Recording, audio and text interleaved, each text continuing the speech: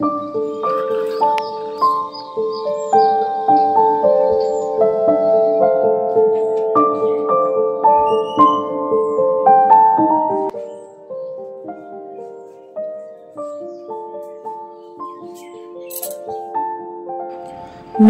বন্ধুরা, আমি স্মৃতি। প্রতিদিনের মতো আজকেও আমি একটি ব্লগ নিয়ে চলে এসেছি আপনাদের সামনে। আর আজকে খুব সকাল সকাল উঠে পড়েছি, ছেলেকে স্কুলে পাঠিয়ে দিয়ে আমি লেগে পড়েছি কাজে। আজকে আমার মোড়ল বাড়িতেই আছে, সেই জন্য আর কি বলুন তো, বাড়ির মানুষ বাড়িতে থাকলে না একটু সকাল সকালই সব কিছু করতে ইচ্ছে করে, আর যদি বাড়িতে না থাকে না তখন আর ভালো লাগে না, মনে হয় যেন শুয়ে বসেই থাকি, আর কিছুই করতে ইচ্ছে করে না। তবুও নিজের সংসারে তো নিজেই কাজ করতে হবে, তাই না? এদিকে রান্নাঘরে এসে দেখছি উনি আমার জন্য সব কিছু কেটে বেছে রেখে দিয়েছেন। এই যে নিম পাতা, তারপর লাল শাক, তারপরে করলা ভাজা, ও আর একটা কি বেশ একটা তরকারি, আলু, পেঁপো, গাজর, কলা এইসব দিয়ে একটা তরকারি। আর দেখছি এগুলো নোংরা করেই রেখে দিয়েছে, তো এগুলো আমাকেই পরিষ্কার করতে হবে, কেননা উনি তো করবেন না। আর আমার কয়েকদিন থেকে ভীষণ ঠান্ডা লেগেছে, আর এই যে রোদ গরম পড়ছে না, ঠান্ডা জল খাচ্ছে দিয়ে আরও শরীরটা খারাপ করছে। তারপরে কাজ তো আছেই। রান্নাঘরে এসে দেখছি ধুলো পড়েছে, কেননা কালকে রাত্রে আমাদের এখানে একটু ঝোড়ো হাওয়া হয়েছিল, বৃষ্টি হয়েছিল ভোরের দিকে।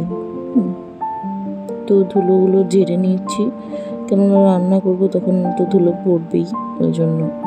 তো এদিকে ভাত বসিয়ে দিলাম। এখন মোটামুটি সকাল 7:30 কি 8টা বাজে। তো আমার ছেলে 10:30টার মধ্যে চলে আসবে, তাকেও নিতে যেতে হয় কোনো দিন, তো কোনো দিন রেখেই যাই। তারপরে দেখছি পুঁটি মাছও নিয়েছে, তো সেটাও বেছে বুঝে হলুদ লবণ মাখিয়ে রেখে দিয়েছে। হ্যাঁ, একটু সাহায্যই করে বলতে পারো। প্রায় দিনই ও বাড়িতে থাকলেই আমায় সবজি, মাছ, মাংস যেটাই হোক না কেন বেছে কেটে দেয়, এদিকে আমার সুবিধা হয়। তবে এইদিকে আমি বাটা মাছ নিয়েছি, কিন্তু ও নেই বাড়িতে, ওই জন্য আমি কাটতে বসে পড়লাম। আর এদিকে মাছ কাটছি আর একে একে তরকারি করছি, খুব অসুবিধাই হচ্ছিল, তবুও করতে হচ্ছিল।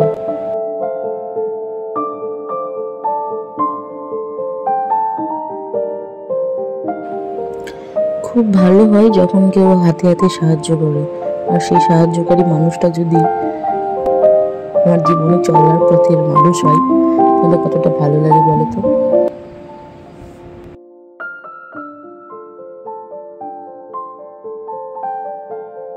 এই দিকে অর্ধেক মাছ আমি কড়াই দিয়েছি আর অর্ধেক রেখেছি, আর বাটা মাছগুলোকে লবণ হলুদ মাখিয়ে নিলাম।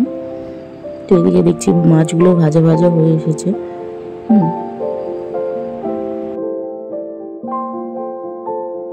তো আমি সর্ষে বাটা দিয়ে বাটা মাছের ঝাল করব, এই জন্য মশলাটাও বেটে নিচ্ছি। আর হ্যাঁ, আর একটা কথা, ও আমায় এইসব ক্ষেত্রে খুব বেশি সাহায্য করে, বিশেষ করে সবজি কাটা, যে কোনো টুকটাক কাজে আমায় হেল্প করে। তবে সবসময়ের জন্য নয়। হ্যাঁ, আমাদের মধ্যে খুনসুটিটা একটু বেশি। হ্যাঁ, মাঝে মাঝে আমাদের অতিরিক্ত বেশি ভালোবাসা হয়ে যায়, আবার অতিরিক্ত বেশি ঝগড়াও হয়ে যায়। হ্যাঁ, আমি বুঝতে পারি না একটা মানুষ কয়েকদিন অন্তর অন্তর কীভাবে এরকম বদলায়। হ্যাঁ, এই দেখবো মনে হবে যেন ভীষণ ভীষণ ভালোবাসে, আর কিছুদিন পরে আবার মনে হবে এমন ভাব করবে, মনে হবে চিনেই না। এগুলো আমার খুব ভালো লাগে না, তবুও তাকে নিয়ে তোমায় চলতে হবে, ভালো খারাপ নিয়ে সংসার।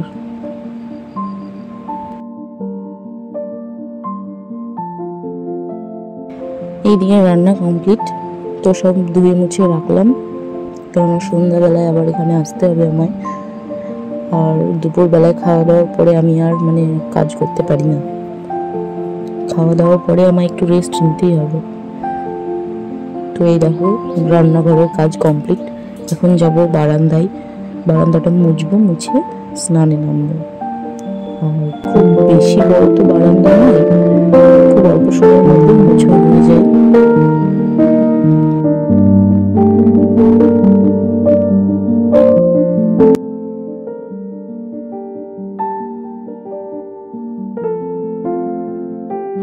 তো এখন 12টা, 12:30 হবে।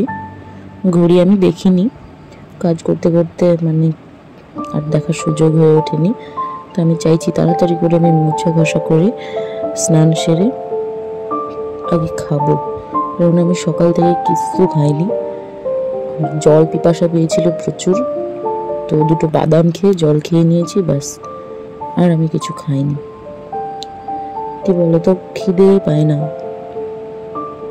কখনো কখনো মনে হয় না খেয়ে সারাদিন কাটিয়ে দেবো।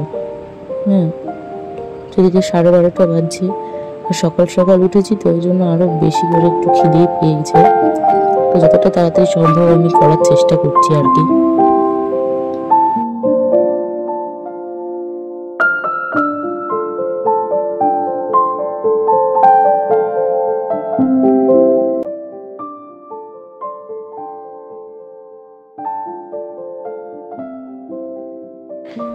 আমি স্নান সেরে চলে এসেছি। এবার ওরা বাবা ছেলেতে স্নান সারবে, দিয়ে খাওয়া দাওয়া করবো, করে তারপর একটু রেস্ট নেব।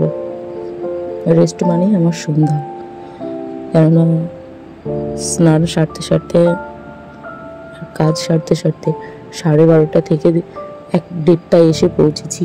এবার খেতে খেতে 2টো বাজবে, তারপরে ধরো একটু শুভ, ঘুম থেকে উঠতে উঠতে ধরো সন্ধ্যা লেগে যাবে।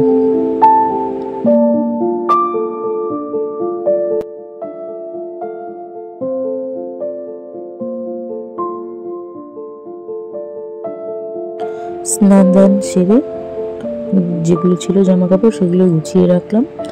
তো এবার ধরো খাওয়া দাওয়ার পালা। দুপুরের খাবার খেয়ে সন্ধ্যাবেলায় এই যে পরোটা আর তরকারি করে ফেলেছি, এগুলো শ্যুট করা হয়নি। তো ওই যে বললাম না, আমি রাত্রেই সব কাজ সেরে ফেলি। এই যে বাসন টাসন মেজে ফেলবো, আর এই যে এইগুলো দেখতে পাচ্ছ আমার বর এগুলো করে দিয়েছে, যেগুলো আমার একদম পছন্দ নয়। আমি এইগুলোকে চেঞ্জ করবো, রান্নাঘরটা একটু সুন্দর করে নেব। আর এই যে দেখছো দেওয়ালে কালি পড়ে গিয়েছে, এগুলো কিভাবে উঠবে, যদি কেউ জেনে থাকো আমায় একটু বলো। আমি ভাবছি এগুলোই ওয়ালপেপার লাগাবো, কেমন হবে জানিও।